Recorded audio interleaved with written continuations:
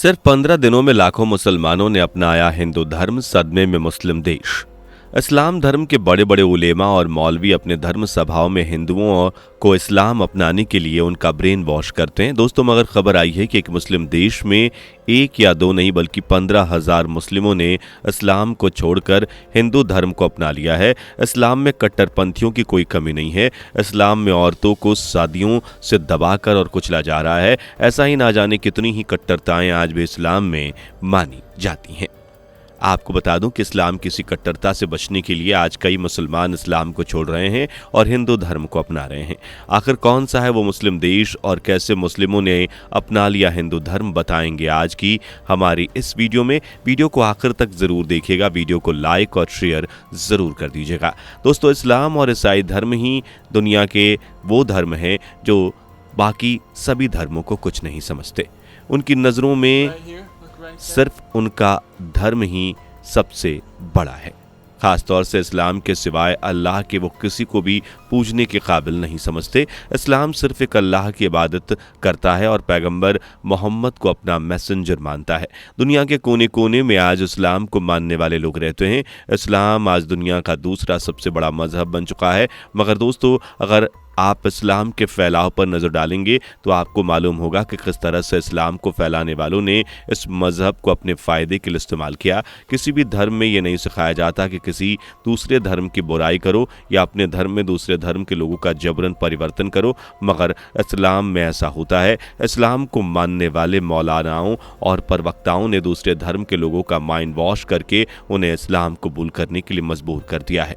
एक तरफ तो इस्लाम को मानने वाले लोग दूसरे धर्म के लोगों का माइंड वॉश करके उन्हें इस्लाम में शामिल कर रहे हैं, तो वहीं अब खुद कई मुसलमान इस्लाम को छोड़कर हिंदू धर्म को अपना रहे हैं। यह सब कुछ भारत जैसे देश में नहीं हो रहा, बल्कि एक ऐसे मुस्लिम देश में हो रहा है जहां इस्लाम सबसे ज्यादा माना जाता है। इस्लाम की कट्टरता की वजह से कई देश अब परेशान हो चुके हैं और अब वह इस्लाम से निपटने के लिए कई तरह के हथकंडे अपना रहे हैं। चीन से लेकर अमेरिका और इटली से लेकर जापान तक सभी देशों में इस्लाम की कट्टरता से बचने के लिए कई तरह की योजनाएं चलाई जा रही हैं।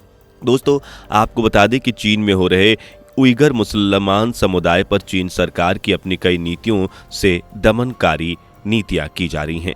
चीन में कई उइगर मुसलमानों को ना तो दाढ़ी रखने और ना ही टोपी लगाने की छूट है। वहीं चीन में गैर कानूनी तरीके से बनी मस्जिदों को भी चीन की सरकार तोड़ रही है और उसकी जगह शराब के ठेके लगा रही है। दोस्तों, आपको बता दें कि चीन की सरकार का साफ साफ कहना है कि वह अपने देश में इस्लाम की कट्टरता को बढ़ने नहीं देंगे और न ही इस्लाम के सहारे अपने देश में आतंक को बढ़ने देंगे। न सिर्फ चीन ने बल्कि जापान ने भी अपने देश का इस्लामीकरण होने से रोकने के लिए कई तरह की नीतियां बनाई हैं। जापान में मस्जिदों को बनाने और मदरसों का निर्माण करने के लिए जापानी सरकार की परमिशन लेना बहुत जरूरी है। वहीं दूसरी तरफ जापान में इस्लाम को मानने वाले लोगों को खुले में नमाज पढ़ने की बिल्कुल भी इजाजत नहीं दी गई है। जापान के अलावा इटली में भी एक ऐसा ये देश बनता जा रहा है जहां इस्लाम के कट्टरपंथियों को रोकने के लिए कई कड़े कदम उठाए जा रहे हैं। इटली में नए मस्जिदों को बनाने पर बैन है और इटली में भी सभी मदरसों को मिलने वाली फंडिंग की जांच की जा रही है। इतना ही नहीं, इटली की सरकार ने नमाज और कुरान को भी इटली भाषा में बोलने और पढ़ने के लिए सख्त कानून बनाए हैं ताकि इटली की जनता को भी ये मालूम हो कि आखिर नमाज और आज़ान में कहा क्या जा रहा है। दोस्तों, इटली में मस्जिदों के मौलवियों और काजियों की भी डीप रिसर्च की जा रही है और उनके ताल्लुकात किसी आतंकी गिरोह से तो नहीं है, ये भी पता लगाने में इटली जुटा हुआ है। लगातार इटली की तरफ से मुसलमानों पर कड़ी नजर रखी जा रही है। दोस्तों, एक तरफ तो गैर मुस्लिम देशों में इस्लाम की कट्टरता को रोकने के लिए उस पर कई तरह की पाबंदियां लगाई जा रही हैं, तो वहीं दूसरी तरफ इस्लामिक देशों में भी इस्लाम की कट्टरता को लेकर मुस्लिमों ने आवाज़ उठानी शुरू कर दी है। पिछले साल ईरान की महिलाओं ने हिजाब न पहनने और अपने अधिकारों के लिए एक लंबी चलने वाली लड़ाई लड़ी थी। कई प्रदर्शन में कई मुस्लिम महिलाओं ने अपने बाल तक काटे थे और ये जताया था कि वह हिजाब पहनना नहीं चाहती और ना ही वह दबी कुचली रहना चाहती हैं।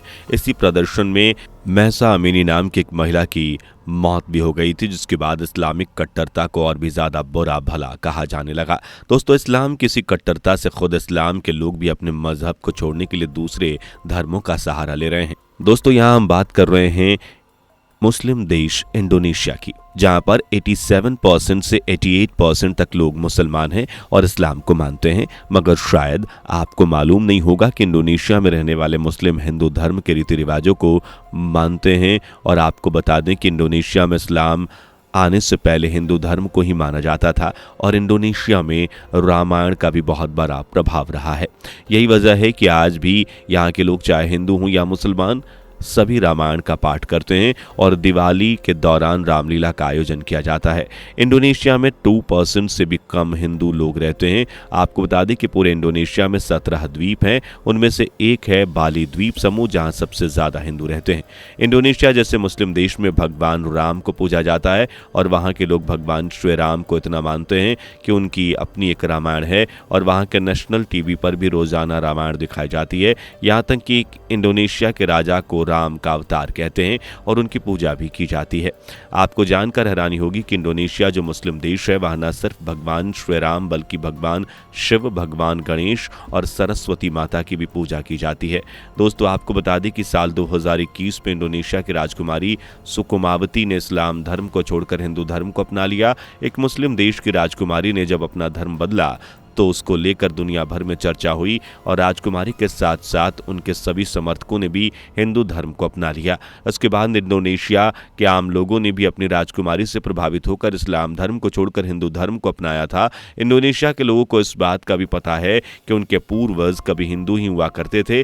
कई मुस्लिमों ने अपने धर्म को छोड़कर हिंदू धर्म को अपनाया। फेमस लेखक रवि कुमार की किताब इंडोनेशिया में हिंदू पुनरुत्थान में इंडोनेशिया में कम से कम 10 लाख से ज़्यादा मुस्लिमों ने इस्लाम छोड़कर हिंदू धर्म को अपनाने की बात बताई।